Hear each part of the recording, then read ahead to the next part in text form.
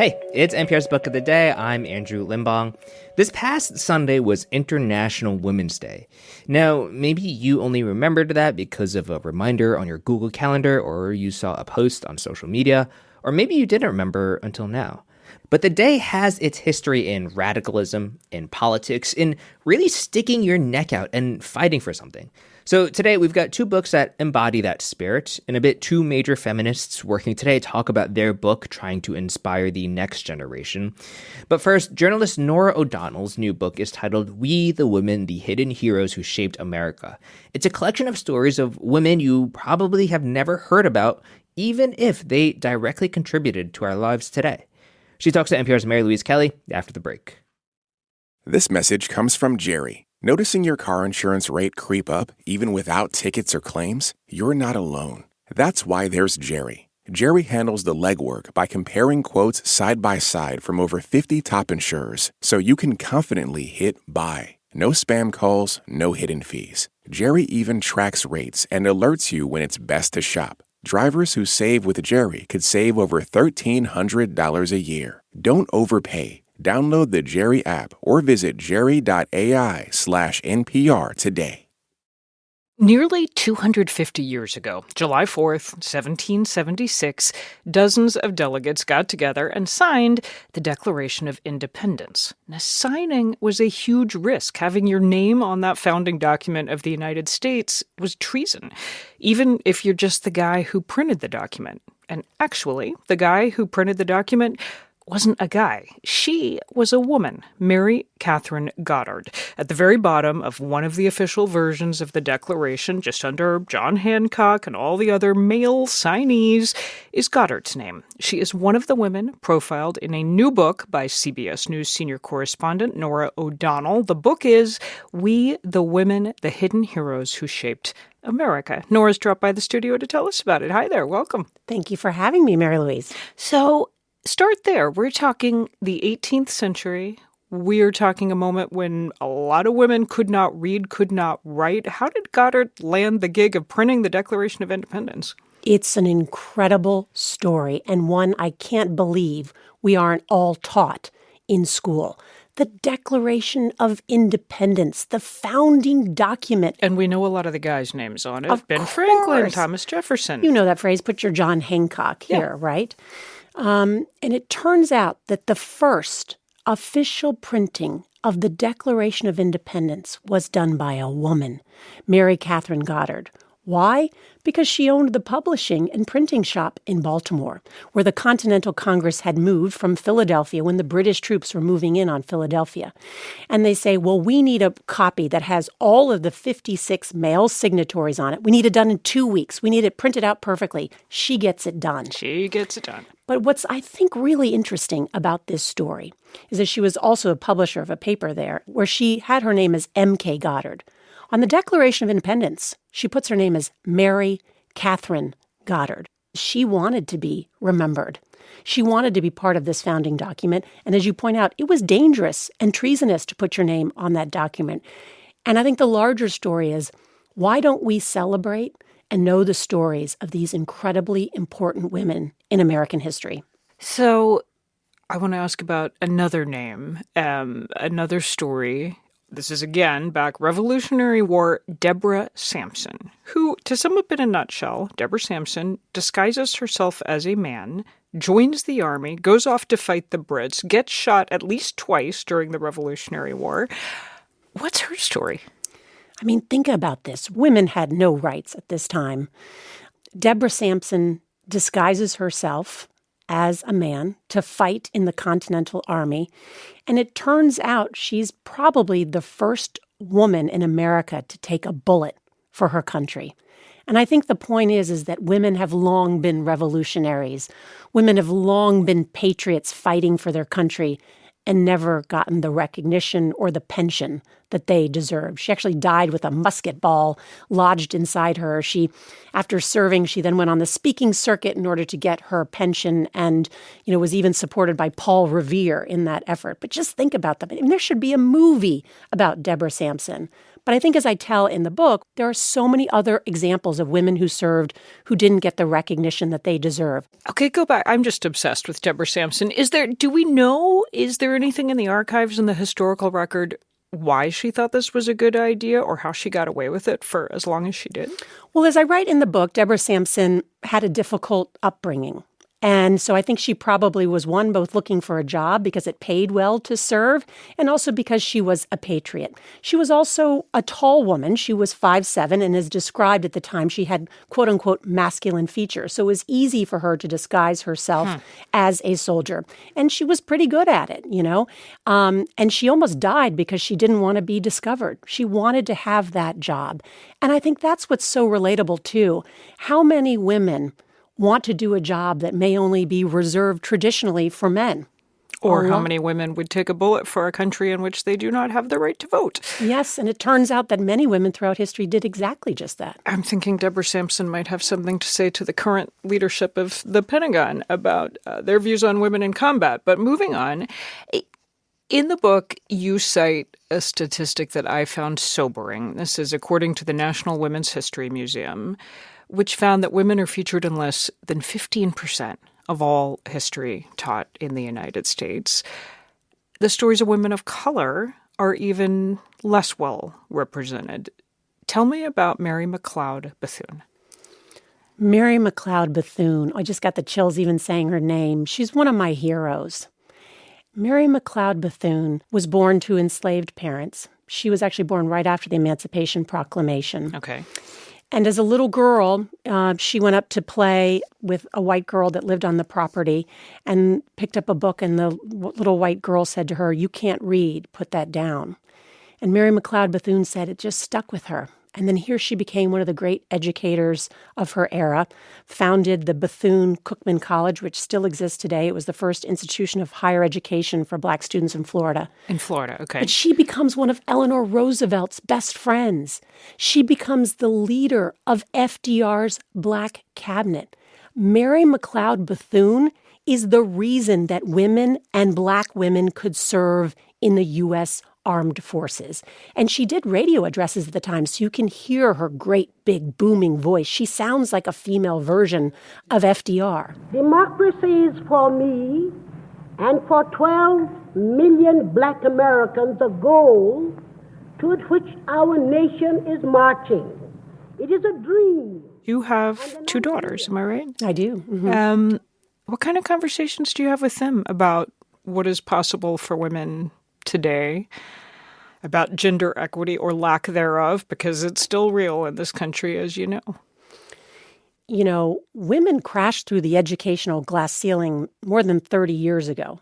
Now also they're the majority of medical school graduates, law school graduates. So education is no longer the issue. It's gaining power. And when I look at my daughters, one of the many things that gives me great hope is they don't have the same self-limiting doubts that I think my generation has. What do you mean? I think that as a young girl, so many people still, and I'm 52, told us that there were certain careers open to us or certain behaviors that were appropriate for us. Certainly not my parents, but I mean the culture and companies and others were in the institutions where we went to school. Those doubts, whether self-limiting or imposed by others, don't exist to the degree they did in my generation. And so I'm hopeful they just charge ahead. Younger women charge ahead. I work with a lot of young women. They run circles around everyone. And so that gives me great hope that the equality that's talked about in the Declaration of Independence, that younger generation will push through on that front, not only for women's rights, but minority rights and more, to live up to the promises that the founding fathers and mothers put in that document. Here's to the founding fathers and mothers. Norah, thank you. Thank you very much. Norah O'Donnell, senior correspondent at CBS News and author of the new book, We the Women.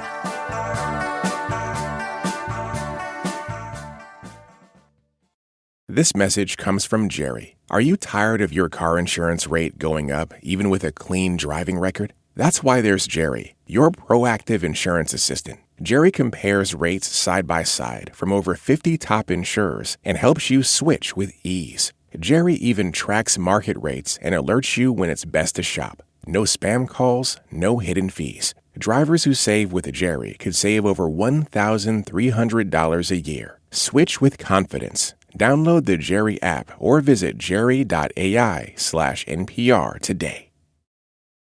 Gloria Steinem and Leymah Gbowee come from vastly different backgrounds. For instance, one was born in Ohio, the other in central Liberia. But for all of their differences, they're friends and comrades in a shared mission. They wrote a picture book together titled Rise, Girl, Rise. Here's Here and Now's Indira Lakshmanan.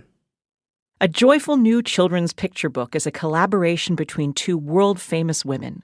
Gloria Steinem is an icon of American feminism, best known for her activism for women's liberation and reproductive freedom, and as a co-founder of Ms. Magazine. Leymah Gbowee bravely campaigned to end Liberia's civil war and was awarded the Nobel Peace Prize. Rise, Girl, Rise takes us to both women's childhoods, separated by thousands of miles and almost 4 decades. They both grew up seeing girls and women being treated unequally, and they each found their purpose and power to campaign for a better world. The two women call each other sister friends, and their book calls on girls and women to find our own sister friends to support us as we strive for gender equality and justice. Joining me now to talk about Rise, Girl, Rise are Gloria Steinem and Leymah Gbowee. Welcome to you both. Thank you so much. Thank you. Gloria, we learn in this book that as a child you traveled the country with your father who sold antiques at roadside auctions. On your travels, you write that you saw the unfairness that women and girls face. Tell us what it was that you saw and how those early years shaped you. We were usually staying in trailer camps along the way, which are democratic in the sense that everyone can park there, but not so democratic because they're divided by education or by race. And the kids were always trying to overcome that. We're always playing together, and that was a symbol to me of what should be as grown-ups. What was it that pointed out for you the gender inequity? Well, it was very simple often. I mean, it was the woman who was in the house trailer cooking for everybody. It was the sons who got to go to school. It was the male income that was most likely to be supporting the group. You know, little kids are very sensitive to inequalities.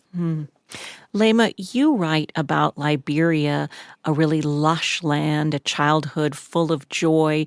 You paint us a really idyllic picture of your village, your grandmother's stories and singing, and then that's all interrupted by the first Liberian Civil War. Tell us about how that shaped your life and how you witnessed injustices against women and girls that were different from how the war affected men and boys. Well, we grew up in a very close-knit community. And so when the war erupted, and there were all these conversations about divisions and ethnicity, and women and girls were being mistreated, raped, abused, this is not what I grew up knowing. And I think that was one of the drive for me going into activism. My anger, my confusion was that the life that I had come to value and appreciate was now turning into a big lie. And you were just a teenager when the Civil War broke out, and then soon after you became a young mother. Remind listeners of your work bringing Christian and Muslim women together as peacemakers. What we had seen in all of the years of the war, where the men with the guns were the ones who were speaking. So we started this movement first, trying to encourage community women to awake for peace, mobilizing women from the churches and the mosques and the market stall. It wasn't about socio-ideology or political or ethnicity. It became about all of us feeling the brunt of the war. And we recognized that once we had a united voice, we could change things. Well, this book is such a colorful journey. The illustrations are absolutely beautiful. They're by an artist called Ka Yang Ni. They almost look like little collages in a rainbow of colors. To give listeners a taste of what the sound of this book is like, I'd like to ask you each to read a couple pages from the book. Gloria, you first, please. Well, there is a wonderful painting of diverse women sitting at a kitchen table, and the text says, "We met at a kitchen table filled with women who, like us, had a vision to build a new future for the girls of today who will be the women of tomorrow. The bright sister friends now gathered at this place with their eyes on the same horizon." Then in wonderful, colorful letters, it says, "Together we speak, together we reach, together we build, we choose, we rise, we endure, we hope, we fight, we trust, we lift ourselves and one another." It's the perfect blend of nouns and verbs because nouns are people and verbs are action. Leymah, could we ask you to read 2 pages as well? Okay, and my page is yellow, and there are many colors of people mobilizing, organizing, writing posters, but this is the text. "And now the youngest among us are taking up the sisterhood, the togetherhood. They are ready to reach, ready to rise, ready to revolutionize. High above the clouds of doubt, over the tops of disharmony, past the non-believers who tell us, no, you can't."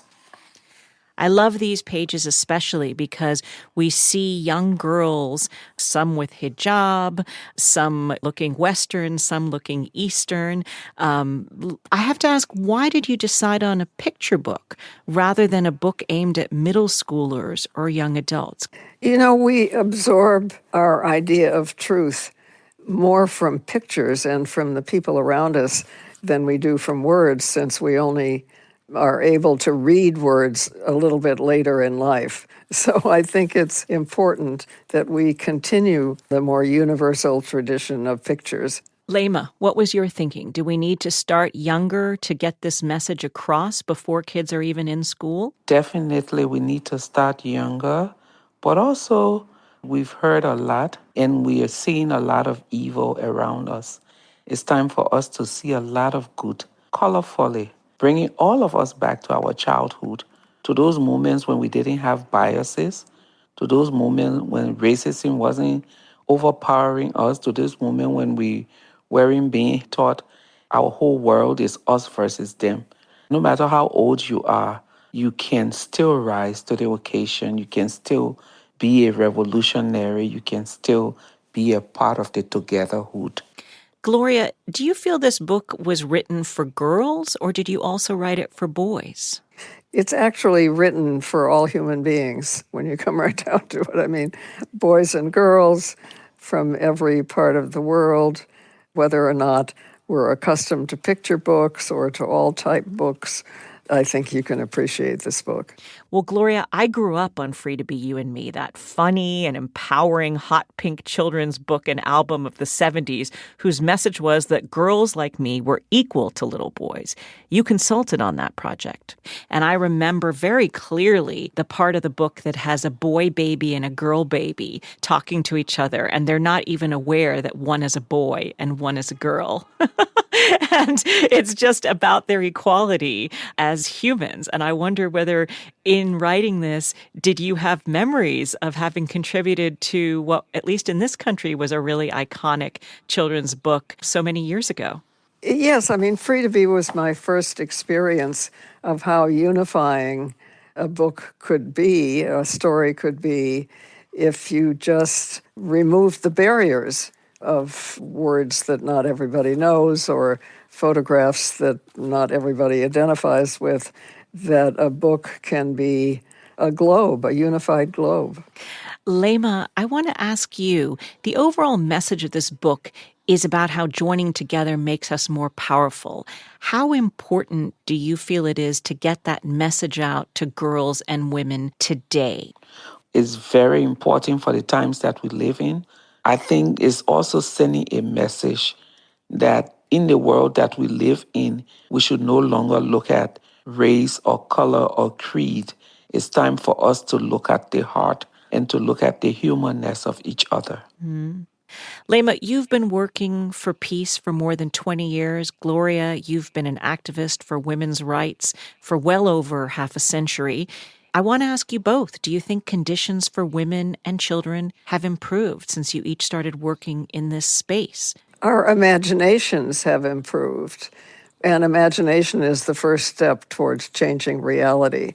Sometimes our realities have changed. There is more idea that women have the right to make our own decisions about our lives, our education, our reproduction.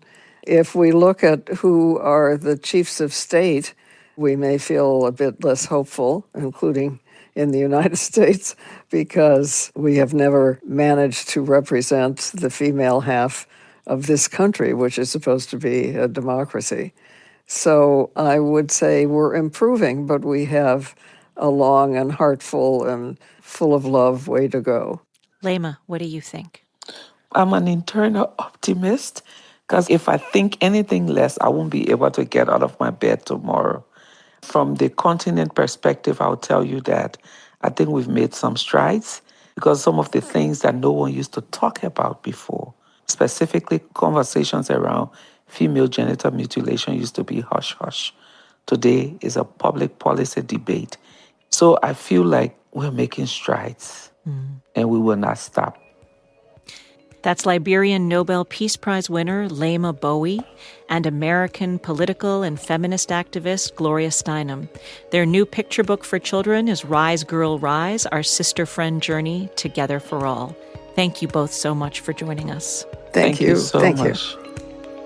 That's it for this week on NPR's Book of the Day. If you want more, you can sign up for our newsletter, npr.org/newsletter/books. I'm Andrew Limbong.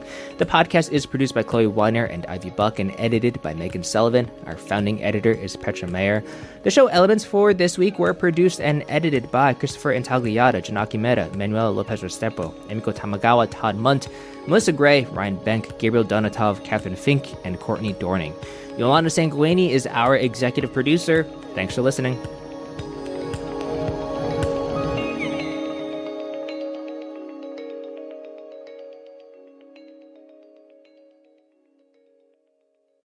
This message comes from Jerry. Many people are overpaying on car insurance. Why? Switching providers can be a pain.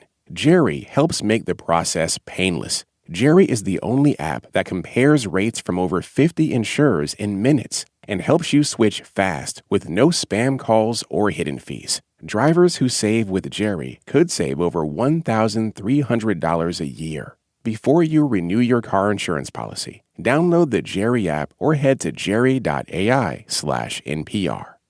This message comes from Capital One Commercial Bank. Access comprehensive solutions from a top commercial bank that prioritizes your needs today and goals for tomorrow. Learn more at CapitalOne.com/commercial. Member FDIC. This message comes from Mint Mobile. If you're tired of spending hundreds on big wireless bills, bogus fees, and free perks, Mint Mobile might be right for you with plans starting from $15 a month. Shop plans today at mintmobile.com/switch. Upfront payment of $45 for 3-month 5GB plan required. New customer offer for first 3 months only. Then full price plan options available. Taxes and fees extra. See Mint Mobile for details.